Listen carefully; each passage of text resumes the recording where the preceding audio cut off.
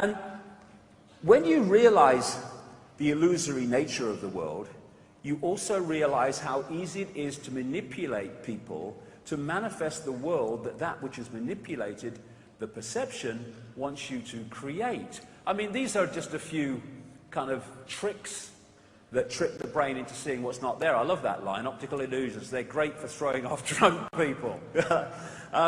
And these are all on a flat pavement. There's no three-dimensional nature to them, but the brain is tricked into seeing what isn't there. Same with that. That clearly is not there, but the brain is picking it up that it is.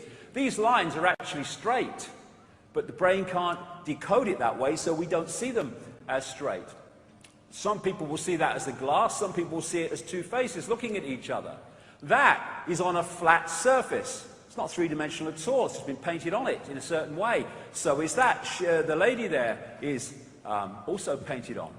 And it just tricks the mind. So does that. It's so easy. And these are simple, simple examples. Now imagine if you in the deep shadows know how reality works and how we're decoding it, you have the knowledge to manipulate what we decode, believing it's real, much deeper than just these simple illusions.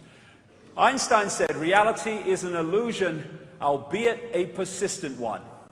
And after 25 years nearly of researching this in nearly 50 countries and all the rest of it, and I've been saying this for years now, as many people will know, I say that that illusion is persistent because we are living in a virtual reality universe. And it was only this very week that I picked up a paper, and after I've been saying this for years and years and years and years, and found that these physicists say they may have evidence that the universe is a computer simulation. Hallelujah. Keep going, guys, because it bloody well is. And it explains so much about the world that we are experiencing, as I'm going to get to in detail.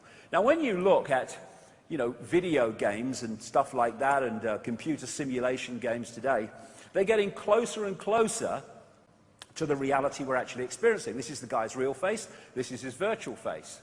And more, we're having training films and video games that are getting closer and closer to the reality that we're experiencing. Here's this guy. They train bloody parachutists. Hello, sir. I'm just landing in the desert. And it seems so in the best of them, as it seems so when people do it in this one. And people are learning to fly overwhelmingly through their training on simulation technology.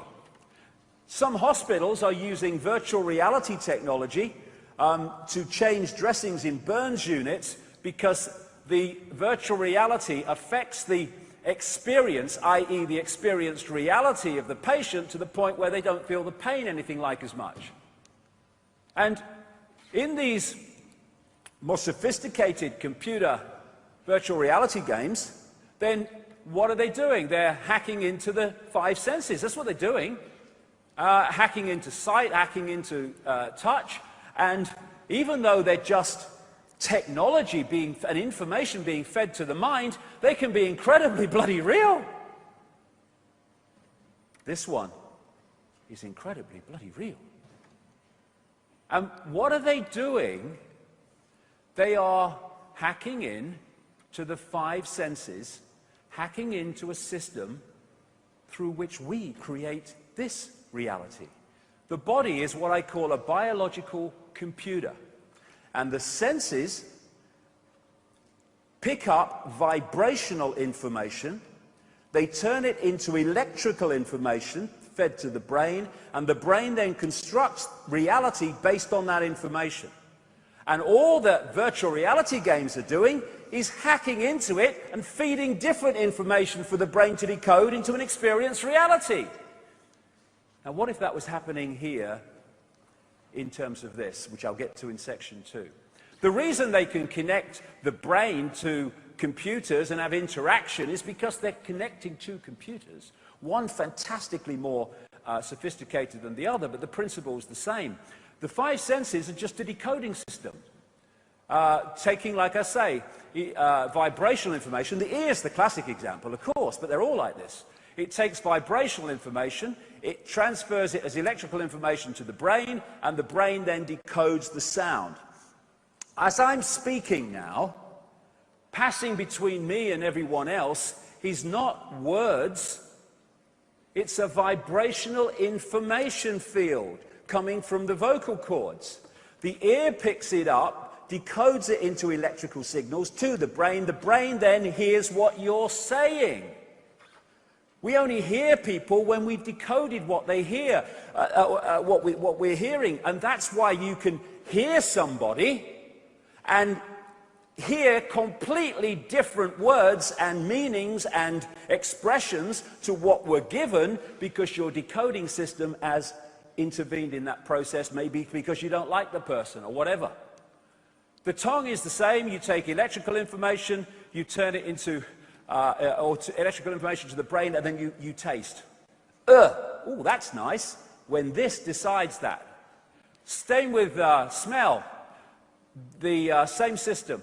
Same with touch. You know, some pain relief situations now in hospitals, they stop the message going from the point of the pain to the brain, and if the brain doesn't get that message, it doesn't feel pain. So, I've said many times that this is the stadium on which the human race is controlled. Because if you can control the way this decodes reality from the information it's receiving, then you control that person's perception of self and reality. That's the foundation of it all. Everything else, like I say, is detail. So, in this scene from The Matrix, when Neo said, "This isn't real," and Morpheus said, "What is real?" How do you define real?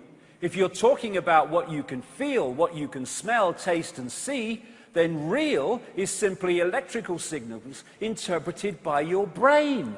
Exactly. And what if there were people that understood that and understood how to manipulate the way people's brains interpret that information, what power they would have? That is what is happening. So we have these virtual reality lives we think are real. You know, oh yeah, I've got a nice car, mate. Yeah, I've got a big house. I'm quite good in banking. Oh, me, I'll make it up as I go along, my life. Yeah, oh, me, my life's falling apart. I'm only just holding it together, mate. You know, we're holding all these bloody virtual lives. When what we are is infinite consciousness, having that experience. Even movement is an illusion. There are some people who have malfunctions of the brain that don't see like tea coming out of the pot into a cup like a flow. They see a freeze frame. And there's the same basic malfunction has people seeing a car in the distance, and the next time they see it, it's just gone past them. They've seen nothing in between. Why? Not because there wasn't something in between to decode, but their brain didn't decode it. This is from the mainstream media. Researchers have been able to translate brain signals into speech using sensors attached to the surface of the brain for the first time. The breakthrough, which is up to 90% accurate, offers a way to communicate for paralyzed patients who cannot speak and could eventually lead to being able to read anyone's thoughts. That's what the brain's doing anyway. It's reading information signals and turning them into a reality. The brain is pitch black. There's no light in the brain. How can I see a light? Because that is information. And I'm decoding that information into light. Thus, again in the Matrix, this was so true. When the child said, "There is no spoon. It's not the spoon that bends. It is only yourself." In the way you decode reality.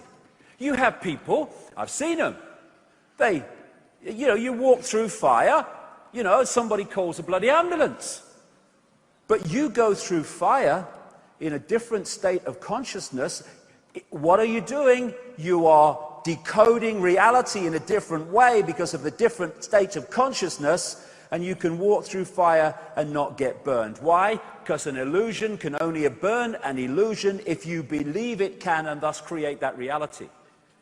So the body is merely a vehicle which is operating within the frequency range of this reality, and thus allows the true self to focus attention through the vehicle into this reality and experience what this reality has to offer. It is not who we are. That's the big mistake.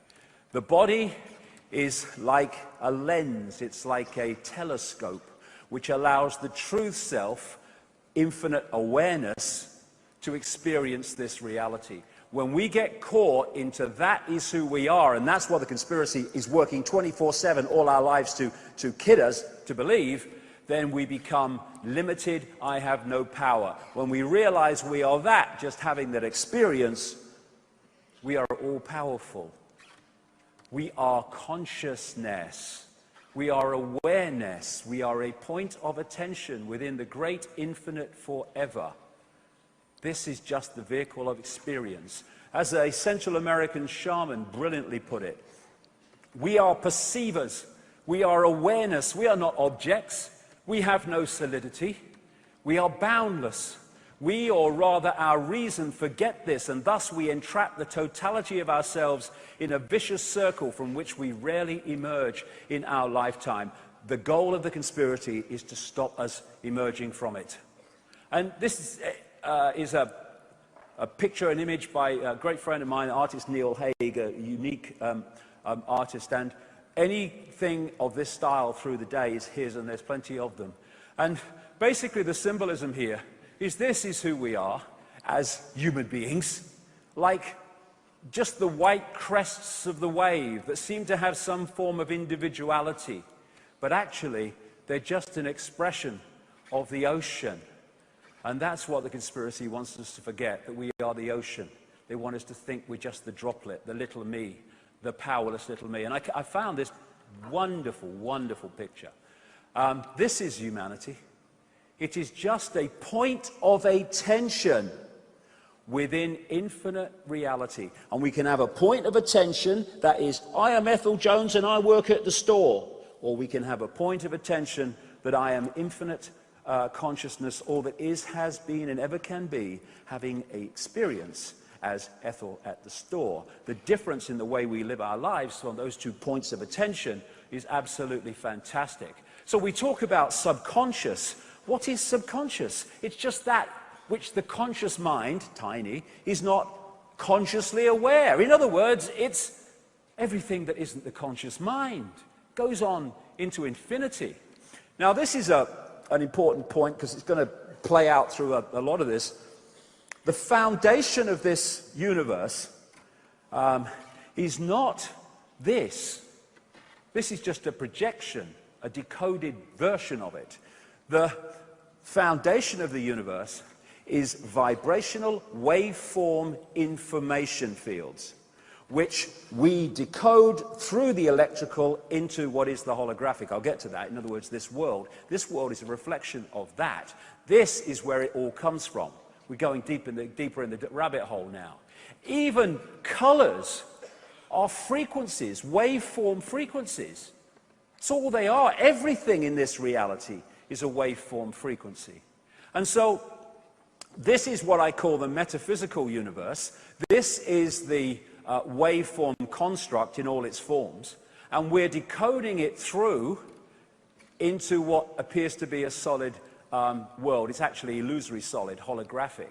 And not only are we decoding this, we are also posting information onto this by our thoughts, responses, and actions. It's a two-way thing. It's like the cosmic internet, as I'll get to.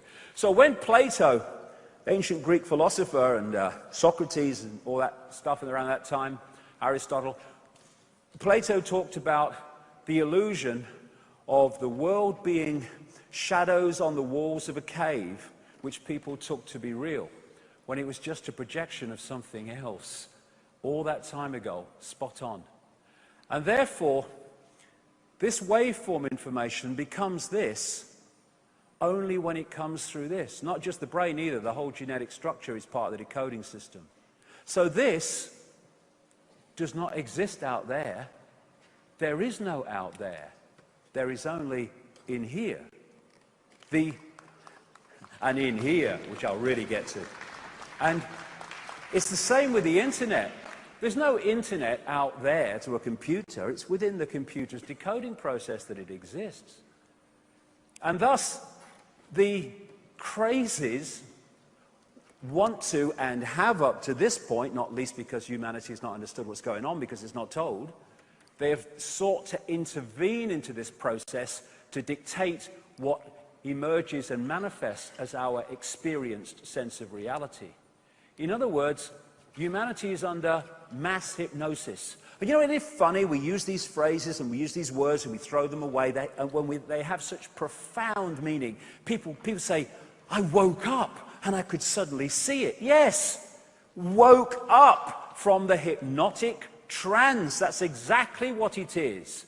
And these are the hypnotists. And most of them, vast majority, are also hypnotized in a trance, hypnotized to hypnotize other people into the trance. They're called journalists and whatever Bill O'Reilly is. I don't know who he is or what he is anyway, on Fox News in America. And, you know, all these politicians, doctors, and all these people, teachers and schools and academics, they are hypnotizing people with a version of reality, most of them unknowingly.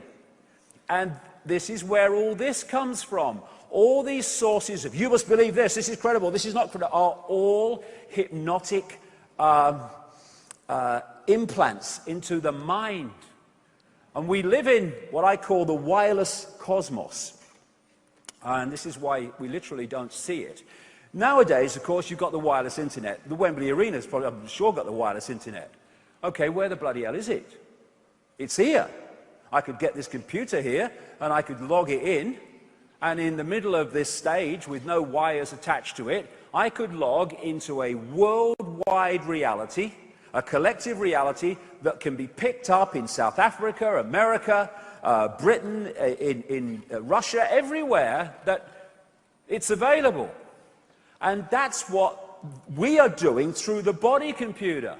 We are picking up information from the cosmic internet, as I call it, and we are decoding it into a experienced reality. And what we decode from it and what we don't decode from it is dictated by the way our decoding system works, and that is immensely dictated by our sense of perception. So what is the internet? Well, people say, well, it's graphics and it's words and it's pictures on a screen. Well, yes, it is, but only on the screen. Everywhere else, it's electrical circuits and all this stuff. Okay, what's TV? Well, it's moving pictures on a screen. Yes, it is, but only on the screen. Everywhere else, it's electronic circuits, it's digital stuff these days, or it's the old frequency, analog stuff that's still around. That's what most of it is. Only on the screen is it that. Well, only on our screen is this.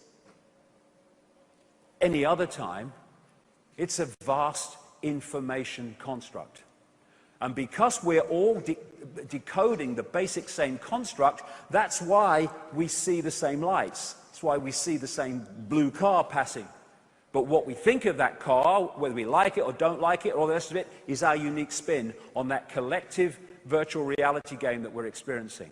Now, I make the strong difference between what I call body-mind. This is so important to the conspiracy as we go through the day.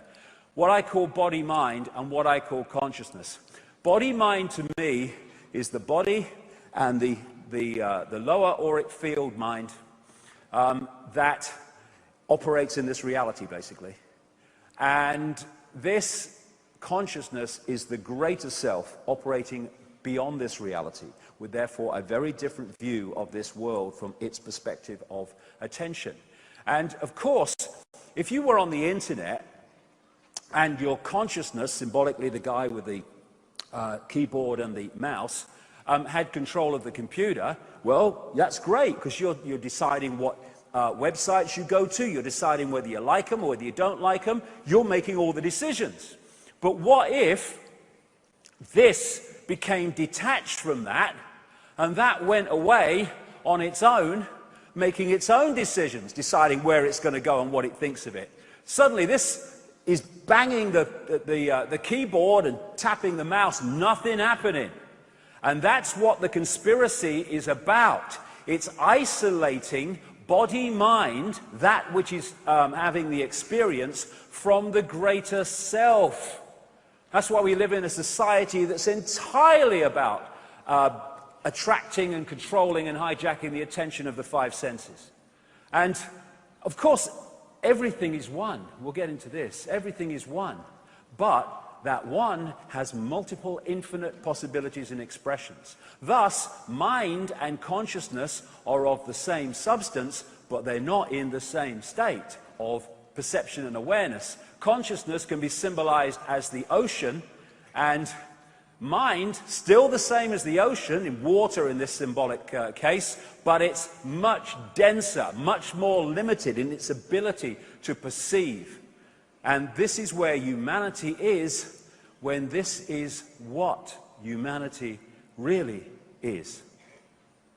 This guy, Ramana Maharshi, he left home. I don't recommend it, but if you fancy it. He left home at 14. He went to a mountain called Arunachala in India, and he meditated for much of the rest of his life. And in those deep states of meditation, he came to this conclusion: mind is consciousness which is put on limitations. You are originally unlimited and perfect. Later you take on limitations and become the mind.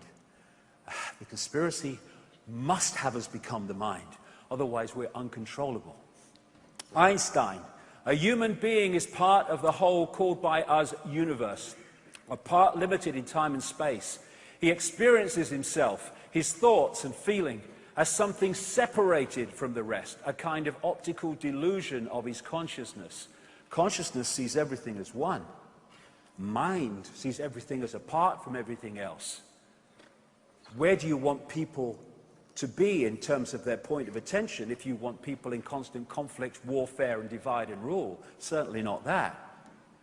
So, as I said, it's a great image by Neil Haig. I asked him to do it because I've had this picture in my mind for years of symbolically our situation in experiencing this reality. This is the true self. And this is the five-sense self that is basically looking into this reality and decoding it.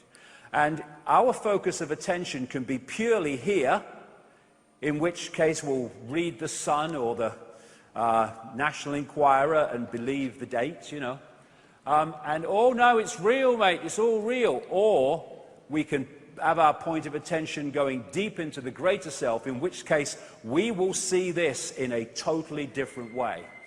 So, what is the universe? It is information. And that's the construct from which it comes. And information is in everything, because everything is information. This is a man called Dr. Emoto. I spent a whole weekend with him once in London, and had a long, long chat with him about his work. And he became well known in his field because what he does is he takes little canisters of water, for instance, and he'll write words on them and stick them to the side of the canister. Or he'll put a mobile phone on them, maybe. And then he freezes them. I've been to his studio laboratory in Tokyo and seen how it does, where he does it. And he freezes it very, very quickly. And then he photographs the water crystals from the water before they melt. This is a water crystal that had love and appreciation written on the side. This is a water crystal that had "you make me sick, I want to kill you" written on the side. You want to see what they look like when a mobile phone's been on the side. Now, what is happening here? Like I say, the base construct of everything in this universe is waveform information, which is decoded through to the electrical and the digital too, into the holographic. So what's happening is what we're seeing in this reality, this holographic reality, is someone writing words and putting them on the side of a canister of water. But if you go back here to the foundation of everything, those words in their foundation state, written or spoken, are in vibrational information. Now, the words of love and appreciation are a harmonious vibrational information state. So when they impact upon the vibrational state of the water, it's geometrically beautiful because it's harmonious. You get words like, you make me sick, I want to kill you, and you take them back from the written state into their foundation state, vibrational information, and it's a very distorted information state because of the intent behind them. And therefore, when it plays through, it distorts the harmony of the water, which you can see in the crystals. And everything is information. There's an organization in Germany called the Aerospace Institute in Stuttgart. And if you put into YouTube the words "water has a memory," you'll see a little video about this. What they've found there is the ability to photograph information in water droplets.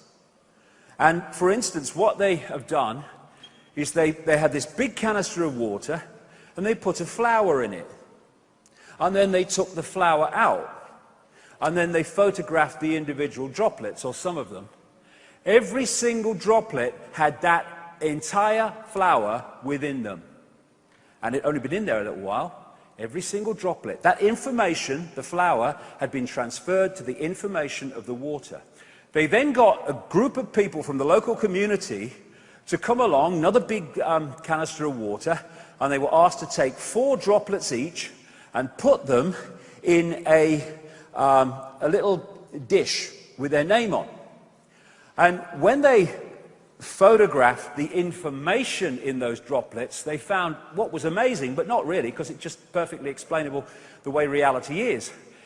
Every single one of the 4 droplets that each individual put into the dish of their own was the same virtually, but every 4 grouping was different. In other words, in the process of taking that droplet of water and putting it in the dish, that water had picked up the unique information state of the person doing it. That is the wonder, the amazing, breathtaking wonder of the world that we live in, that is kept from us. Now, that puts this in a different state. You ever come across that guy, Professor Richard Dawkins? He don't like alternative healing, and he don't like alternative versions of science and all that stuff. He don't like religion much either. And so what he would say about homeopathy, rubbish, absolute rubbish. How can you dilute a substance and dilute a substance so there's no substance left? How can it have any to do with healing? Ridiculous, mad. Okay, Dogma Dawkins, I call him. Dogma, let me explain something to you, mate. Yes, the substance is diluted and diluted until there's no substance. But the information remains, just like the information from the flower remained in the water after it was taken out. And it is the information that does the healing, because we are in an information universe. Distorted information, ill health. Harmonious information, good health. And thus, when we see fluoride in the water, and we see great oil spills in the Gulf of Mexico, we are seeing holographically what we see on the news. But take it back to its foundation, vibrational waveform construct, and you're looking at these substances massively distorting the information harmony of whatever they have polluted. The information construct of the planet is being distorted systematically for the reasons that I'll come to as the day unfolds. And therefore, when you are talking about everything being information being awareness, then when you look at the holographic level, it might be a mountain, it might be a tree, a forest, or whatever, you're looking at something that is conscious. It's a rock. No, it's not just a rock. It's a rock here, as we experience it, but go back to its vibrational waveform foundation, and it is an awareness. And thus you can communicate between awareness at that energetic level. He talks to rocks. I don't talk to rocks. I talk to the consciousness that holographically is expressed as a rock. Oh, I do talk to rocks. I'm having a chat with you, mate. But anyway.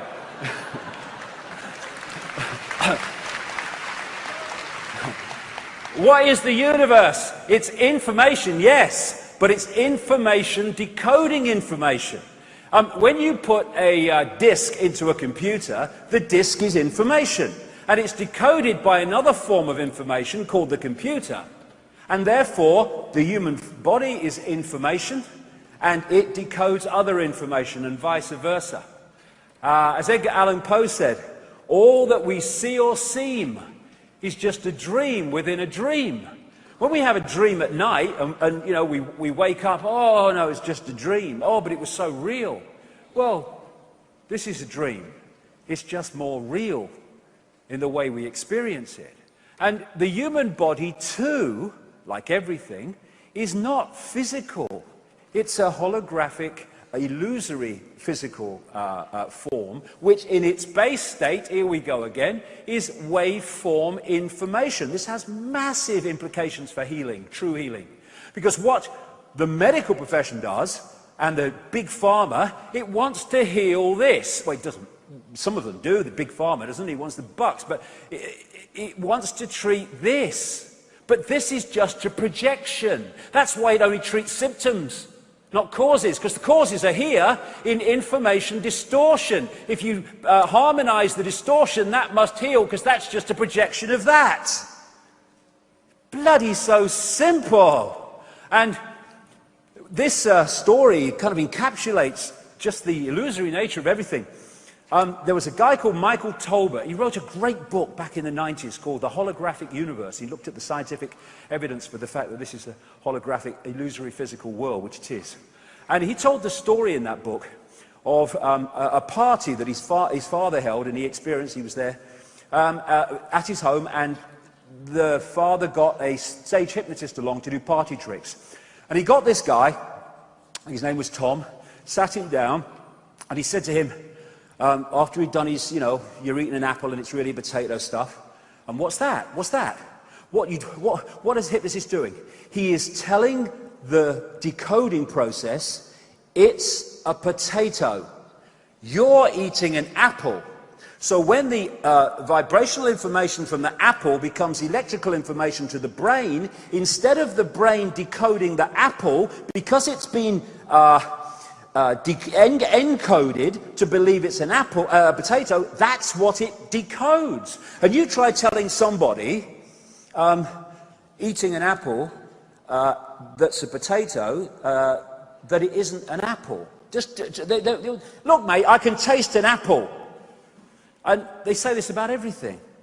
Oh, look, mate, I can see it. Oh, look, I know it's real, but it's just the way we're decoding it. And in this example, as he was starting to bring Tom out of his hypnotic state, he said to him, when I bring you back to waking state, Tom, you're not going to be able to see your daughter in the room. And what he did then was led the daughter to stand in front of the father. So he's looking in her belly. And he brings him out of a trance state, apparently, and he said to him, can you see your daughter, Tom, in the room? And Tom's looking around, he said, can't see anything. No, she's not here. She's here! And she's laughing. But he's saying she's not in the room. Everyone else is in the room that can see her, but he can't for reasons I'll come to. And then the hypnotist went behind the daughter, with put his hand in the small of her back, and he said, I'm holding something, Tom. What am I holding? So he looks, and so obvious to him, it's a watch. He says, there's an inscription on it, Tom. What is it? He peered forward, he read the inscription. His daughter's between him and the watch. Dogma Dawkins, rubbish! Not possible, not possible! Well, let's have a look, Dogma. Let's have a look here. What's gone on?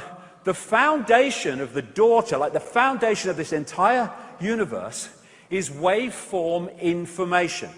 And if the father does not decode the waveform level of the daughter into holographic reality, she does not exist in the reality of his conscious mind, because he's not decoded her into that level of reality. Everyone else in the room can see her because they've not had the hypnotic blocking mechanism put in there saying, you're not going to be able to see your daughter, Tom.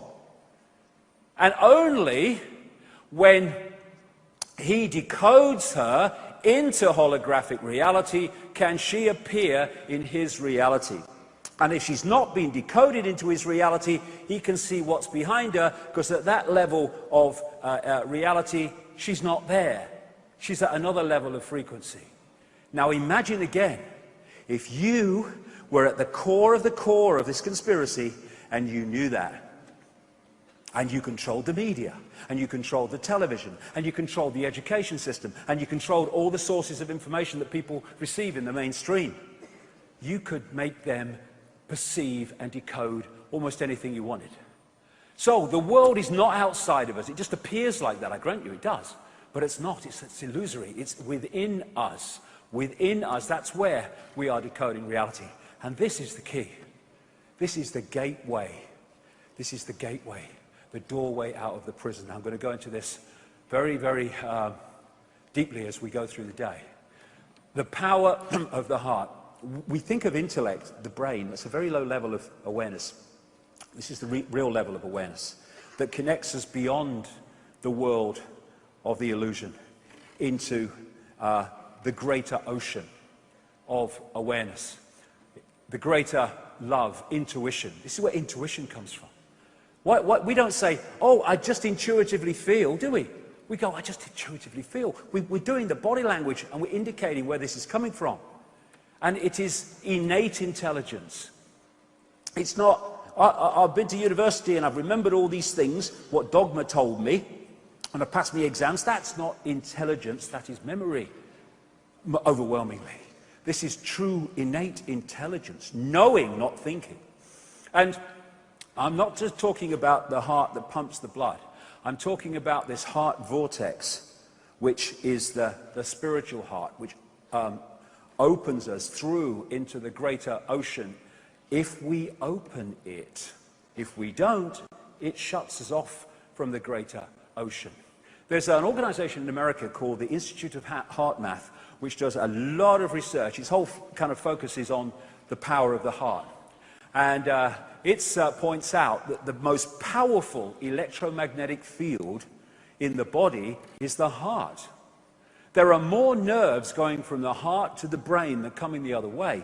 And they found something else in their research, that if the heart and the brain and the central nervous system are in coherence, electromagnetic harmony coherence, the person goes into a completely different and much, much higher level of consciousness and awareness. If that coherence is broken with incoherent resonance, then you come out of that high state of consciousness into a lower state of consciousness. I've just described one of the greatest mechanisms and goals of this global conspiracy, because this is the heart resonance, coherence, when people are in a state of appreciation, of love. This is their incoherence when we're in a state of frustration, of fear, of anger, of resentment.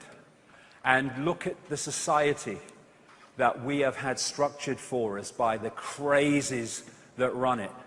It is a factory, a global factory of all the emotional states that knock us into heart incoherence and thus hold us down in a lower level of consciousness.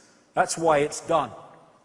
The Institute of Heart Math said this, There is also new data suggesting that the heart's field is directly involved in intuitive perception, beyond mind, through its coupling to an energetic information outside the bounds of space and time. Yes, outside the walls of the illusion.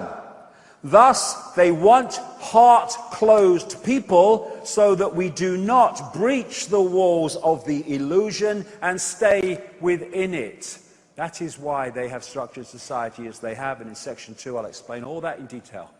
So, the idea is to hold us here and keep us detached of an awareness and an influence from that.